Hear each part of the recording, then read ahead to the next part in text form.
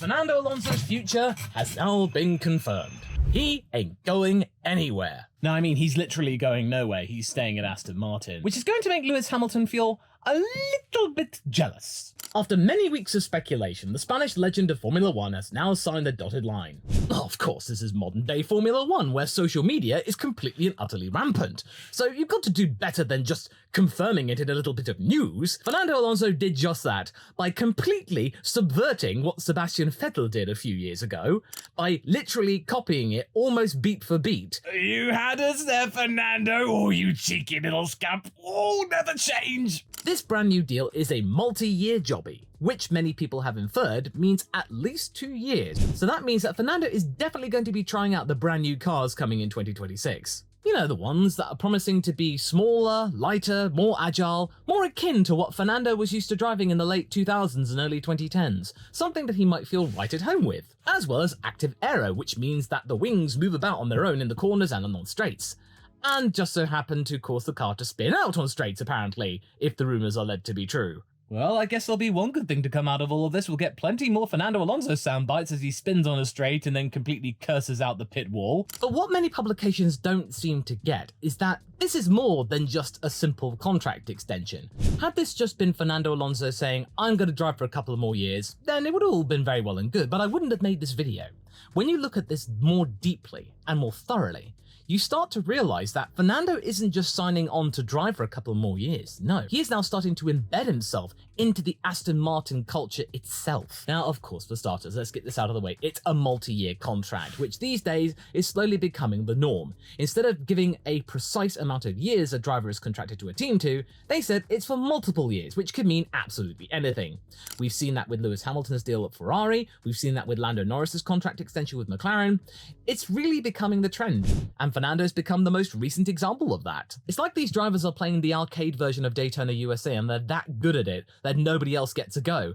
And constantly you are hearing, time extended, that being burned into our ears. Yes, Alonso could be racing in green for another 2 years, but this being Fernando and this being Aston Martin, it could go on for as long as the Spaniard wants to go on for. I could easily see it that in 2026, if Fernando Alonso likes the AMR 26 of Aston Martin and is quite competitive in it, he might just simply say, you know what, I'm just going to keep going. And then Aston Martin will go, you're all right. But I'm really not quite sure about the commitment that Alonso really has for this arrangement. I'm really not sure. Can you help me out? This is the quote that he said. Judge for yourself.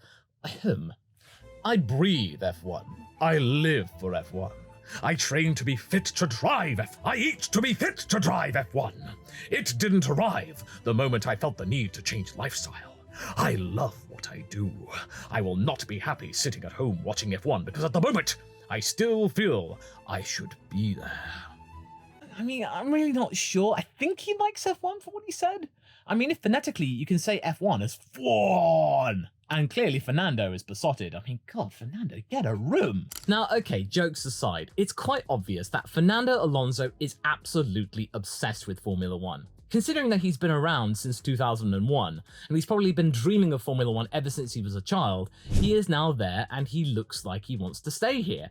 And it's very obvious when you go and watch his Amazon Prime documentary over multiple seasons. Trust me, he does have his own documentary. It's called Fernando, and it's actually pretty good. But what about this contract is getting people buzzing and me talking to you right now, aside from saying that, oh, he's just going to stay in F1 for longer? Well, it's to do with how connected he is becoming with the Aston Martin operation. And the stats fans will be absolutely thrilled with this news because Fernando Alonso might just make it to 400 Grand Prix contested and become the longest serving driver in F1's entire history. Sorry, Kimi. I mean, if you cared. And I really think that that record will probably never be broken. And I think people who aren't Fernando Alonso fans will be happy with this because not only is Fernando a skilled driver, but he's also a character. And he's really come on form over the last couple of years. Having gotten the plum to drive with Aston Martin, you get the feeling that Fernando's had a new lease of life instilled upon him. There's no longer that awkward tension at Alpine and Esteban Ocon constantly getting on his case. He feels chilled out here. He can be himself. He's embraced modern culture. He's just relaxed, and something I would have never expected from him in a million years, doing memes and TikToks. And it all ties into him being very vocal, both in the positive and the negative. Whatever Fernando is feeling, you know about it. He's been able to find himself a new generation of fans. That means that every single type of person that watches Formula One likes or respects Fernando in some way. The old guard, as well as the new guard. The Drive to Survive fans absolutely adore him. And what's really caused his reputation in recent months to really go into the stratosphere is the fact that he's been a really smart cookie and he's played the entire Formula One circus for chumps. Over the last few weeks, with rumours aplenty about him maybe going to Red Bull to partner Max Verstappen, or going to Mercedes to replace Lewis Hamilton, he didn't just ignore it and pretend that it didn't happen or deny it immediately. No. He played around with it. He flirted with the idea of going to Mercedes. That, hey, I'm a world champion, and I'm available, technically. And he was just playing everybody. It was fascinating to see. He was tempting people, he was goading people, and he kept himself in the limelight. He kept himself in the public consciousness. And it all came to a head when Mercedes was showing that they were really starting to falter, and Aston Martin currently are level pegging with Mercedes. So now Fernando's just like, on second thoughts, maybe they're not worth going to after all, considering that we're pretty much close to them anyway. And you just feel like, oh my goodness. Oh, he is so smart. I can't see any other driver bar Daniel Ricciardo or Max Verstappen being able to play the media this well. Anyway, the contract that Alonso has signed is not just a simple driver contract. No, it's effectively whatever Fernando wants to do, because his role currently is left to be decided. It's undetermined. But I bet it will be as good as being a brand ambassador for Aston Martin. So expect Fernando to pop up in Aston Martin commercials from now until the end of time. And according to Alonso, he didn't just settle for Aston Martin blindly without considering other options. He did talk to other teams, but one thing he made really clear in his statement, his really detailed statement afterwards about why he's staying, is that it was all very well and good going to these other teams, but some of them proved to be just one-year contracts, and one-year projects to Alonso clearly didn't make sense. And I think I know what he's talking about here. This could be down to the Mercedes contract, because many people were pegging him to replace Lewis Hamilton and Mercedes. But as I talked about in his Mercedes Pro Gamer Move video, is that, sure, it might have been a decent idea to get himself into a team which has scored multiple Constructors' Championships, but at the same time, the intention for Fernando to be at Mercedes would be mainly to act as a stopgap between Lewis leaving and Kimi Antonelli arriving, in case Kimi needs some more time in Formula 2 to get himself up to speed. Because remember, he's not even 20 yet. So Fernando would just be there as a means to an end, rather than as a legitimate anchor in which the team can build itself around, as well as George. And once Mercedes would be done with Fernando, then that would be it. He would have burnt his bridges at Aston Martin, they wouldn't take him back. So thusly, it would leave Fernando without a drive, and then he would just have to scurry off into retirement, just in a whimper, which would not be Fernando at all. And I think he is quite grateful that Aston Martin gave him this opportunity and are showing no signs in getting rid of him. And I don't think he'll want to burn those bridges, and he'll want to stay with that team for as long as he can. And I think the team's perfectly okay with that. Aston and Fernando are committed to one another, and that he can basically stay there for as long as he wants. They're instilling zero pressure in his future, and this is culminated in a contract which goes beyond the track and is seemingly going to wind up being some kind of special advisor dealie, perhaps akin to what Michael Schumacher had initially with Ferrari, and perhaps maybe in the long term, he could become Aston Martin's equivalent of Niki Lauda. Well, I think that makes sense because he does wear kimono caps quite regularly, and I can easily see him just going up and down the paddock just talking about how Aston Martin are absolutely fantastic for several decades. And what's become really clear in the very detailed statement that Fernando gave is that he simply does not want to give Formula One up. He absolutely adores it. He is obsessed with it. He lives for it. He wants to see where it goes. He simply cannot give it up. He does not want to just suddenly one day call it quits, leave the factory to never return in a full-time capacity. He wants to see where this Aston Martin project goes. And that's understandable, because the level of progress that Aston Martin has shown over the last couple of years has been rather fascinating and impressive. Back in the middle of 2022, nobody would have batted an eyelid. People would have thought, oh, this is just like one of those Alpine 5-year plans again. But no, by the end of 2022, it was looking more and more likely that Aston would start to get more consistent points finishes, and 2023 looked quite good. But then 2023 turned out to be amazing, and 2024, even though it's not quite as amazing, it's still enough to give Fernando Alonso a car which he can perform wonders in. The 5th fastest car getting a 3rd best car position, Very nice. He's observed how the facilities have been built. He's observed the initial rumblings of the Honda-Aston Martin exclusivity deal. He wants to see that evolve, and he's really keen to work with Honda. He did acknowledge the trials and tribulations he had with them at McLaren, but that's now water under the bridge. He wants to work with them, and he is going to be considering it a pleasure to work with them. And those are his words, not mine. He wants to give something back to the team which gave him this chance in his 40s to continue doing what he loved. You see, my friend, what Fernando is saying is that he feels wanted by Aston Martin. And I've said this many times in many videos. Sometimes just simply being wanted is enough for a driver to stay or go to a team. It's exactly what we saw with Oscar Piastri. McLaren really wanted him, and therefore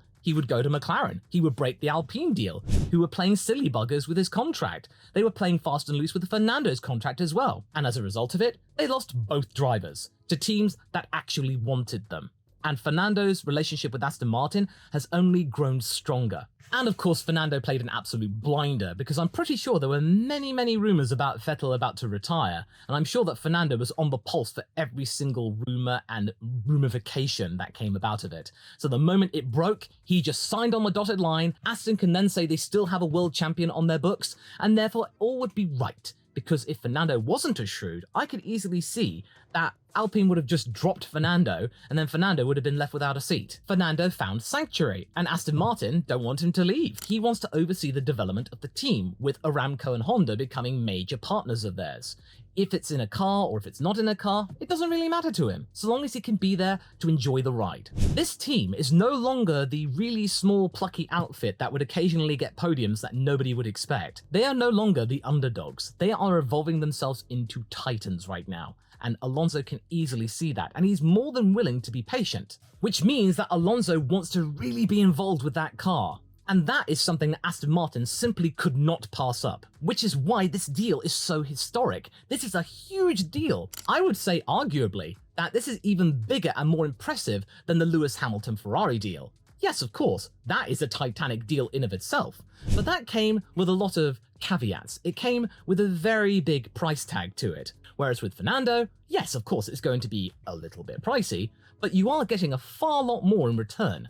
You are getting a driver who's going to stay with you for as long as he wants to.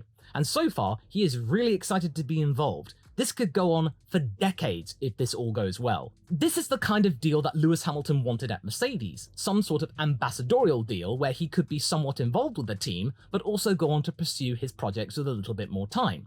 But he can also still turn up at the F1 paddock wearing a Mercedes cap. He can be involved in the direction of the team in the future with far less pressure to really do much. But, of course, the Mercedes board didn't really see the value in it, which meant that he didn't get his contract, he got a 1+1 deal, Lewis decided to exercise the option to leave, and then, of course, we know the rest. Whereas with Fernando, they basically come to the deal quite easily. He obviously looked around, he considered his options, because that would make sense for any driver. He talked to Aston, he's actually talked to Honda for many months, and he's quite happy with what he's seen, which is really interesting to see. I'll talk more about that in a moment, but it does give me hope that Aston Martin's progress will continue. Because for Fernando, there is plenty of unfinished business to be had. Not just the chance to score some more wins or podiums, or even a chance to go for the world title, which probably he might recognise as being unlikely considering Max Verstappen. But I reckon that another goal of his, another bit of unfinished business, is to be part of a successful Formula One team. A really successful one. Bring it to the top. Whether or not he's in the car, it doesn't matter to him, because Alonso's found the perfect relationship. A team that will work with him in whatever capacity he chooses to. A team that has acknowledged and respected his achievements and what he can bring to the table. His smarts, his shrewdness, his calculating ability to be able to read the race as well as do his own race. These are the kind of skills that you do not give up on. And Aston Martin are aware of this, and they are not giving him any pressure in deciding what he chooses to do. Which, in the world of Formula One, not putting any pressure on your driver is a big deal. And yes, of course, he might decide to stop racing in Formula One, but that doesn't necessarily mean he'll stop racing for Aston Martin or for any other operation that might be involved with Honda. Who knows, we might see him have another go at the Indy 500 with the Honda-powered team. Hopefully that might go better than it did the last time he was powered by Honda, because it looked like he could have actually won the thing back then. And he's also flirted with the idea of partnering up with the hypercar division with the Valkyrie to ride with Aston Martin at Le Mans. You see, That's a lot more direct than all of the rumors surrounding Lance Stroll in the hypercar division. Fernando Alonso, he's game for anything. We will always hear plenty of soundbites from him. He'll have plenty of opinions. And the full interview and the full responses that he gave about why he decided to stay with Aston Martin can be found in the link in the pinned comment from Formula Uno. It's really, really good. Do give it a read. That being said, there is going to be some fallout from this. Sure, Fernando Alonso has secured his long-term future, be it in the car or not, but this could easily affect the future of any driver that might have considered to be driving alongside him or to have replaced him, most notably Carlos Sainz. This locks down one of the near dozen seats within Formula 1, as he's now practically mirrored his teammate's contract in having a contract now as long as a piece of string. Unless Lance Stroll does get moved over to the hypercar division and a seat becomes available, then Aston Martin now is off limits for the foreseeable future. All of this could potentially leave Carlos Sainz in the cold and getting very twitchy at this point because more and more seats up at the top 5 are closing up on him. Of course, with Stroll's contract being undetermined, if Papa Stroll decides that enough is enough and chooses to move his son over to another series, he could perhaps want an all-Spanish lineup with Sainz and Alonso working together. But all of this vagueness surrounding Lance's future is really starting to make the entire Formula 1 circus think that, yeah, Carlos probably might not be at Aston. Red Bull might be off limits too, considering how chaotic a decision it might be for him to partner Max Verstappen. Unless Max Verstappen goes elsewhere, and then Carlos Sainz could lead the team, in which case that's fantastic, but that's probably not going to happen. Racing Bulls? No, of course not. Haas? No. Mercedes?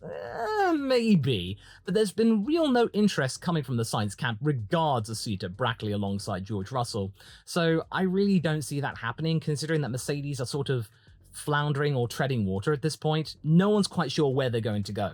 Which leaves right now the only two likely options being Sauber and Williams. This is absolutely a travesty for Carlos Sainz. Ferrari, you should be ashamed. But of course you're not going to be ashamed. You are not regretting this one bit. You're getting Lewis Hamilton. You are going to sleep well. Well, shame. And would Williams really be a port of call? Well, no. Because James Vowles is loyal to a fault. Yeah, I respect the guy immensely as a team principal, but we've seen many times he wants to make the Williams Academy as robust as possible. And currently, he's got 2 F2 drivers in that academy, in Franco Colapinto and Zach O'Sullivan. If one of those drivers does well, and really does well, he could easily replace Logan Sargent with one of them, or maybe Logan Sargent might do the business this year and he might get a 3rd season, which means that Carlos won't really fit into the workflow of Williams, which means that Sauber might be his only option as it evolves into Audi. And supposedly, Audi have been throwing an ultimatum in Carlos's direction to really get this deal done really lickety-split. Because if he doesn't, then they might look elsewhere, and therefore Carlos might end up with no seat at all. He might have to take a year out, which, I mean, come on, can you believe that? However, if Aston did decide to be brave for once and give Lance Stroll the boot, having Carlos Sainz alongside Fernando Alonso could transform that team into having one of the most robust lineups on the grid. An incredibly smart one, an incredibly intelligent one, with 2 drivers who do get on, and probably would be smart enough to not try and go for each other, try and work out what's best for the team. Fernando knows that his future may be for another 2 or 3 seasons, and he would probably be aware that Carlos would be around for a little bit longer. So why not in his last few years just have a little bit of fun? Try and make it work with Carlos, try and make it work with Aston Martin, and get the best results possible on the day. They both provide fantastic feedback, and they could really provide Aston some good results and get them a chance at getting 4th place on the regular, or maybe P3 if the car progresses, and if 2026 turns out to be an absolute blinder, then they could be really on for contending the title. And with having 2 strong drivers, Aston could be a real threat for winning the whole thing. And there must be something in the water, surely, because Fernando would have looked at what the 2026 car is doing and the direction of the team itself and gone, I like what I see. I'm going to commit to this team for the long term, not just in the car. There has to be something going on at Aston, surely. By deciding to immerse himself in Aston Martin for the long term, even if it's not in a Formula 1 car in a racing capacity, Fernando has really turned the tables over what a contract could mean. Yes, of course, there is the debate about age and how long is too long for a Formula 1 driver, and Fernando is the biggest example out of all of it, especially when he arrived back in Formula 1 for the young driver test at 39. But either way, Fernando is a character. He is memorable, he provides a lot for Formula 1 in a different sort of way to Max Verstappen and Lewis Hamilton. Sure, he is very talented, but he's also very opinionated, he is very personable. He is identifiable, he is certainly not boring, and he provides a lot to the Formula 1 event itself. And he's staying at Aston Martin, signing the longest contract he's ever signed, because they want him. They want him to stay for as long as he wants to. He's probably never experienced that before, not even at Renault. He certainly didn't experience it at Ferrari. And as for McLaren, well, the less said about that, the better. But either way, Aston Martin and Fernando, it just works. It just works. And if Aston Martin could bag Carlos Sainz to go alongside him, they could be a formidable lineup, bringing many, many more trophies in Gaydon's direction. Unless, of course, Lance Stroll is locked in and Papa Stroll won't budge because he wants his son to remain in Formula 1 forever, then we sort of got what we've got. Aston Martin are locked down. Or are they? Because there have been many rumblings about Aramco throwing their weight around more and more over at Aston, with one condition being that the removal of the boss's son might need to happen. If you're curious about this notion, as I am, you can go and watch this video right now, because it does seem quite plausible, especially since Aramco might be pumping more money into them going forward.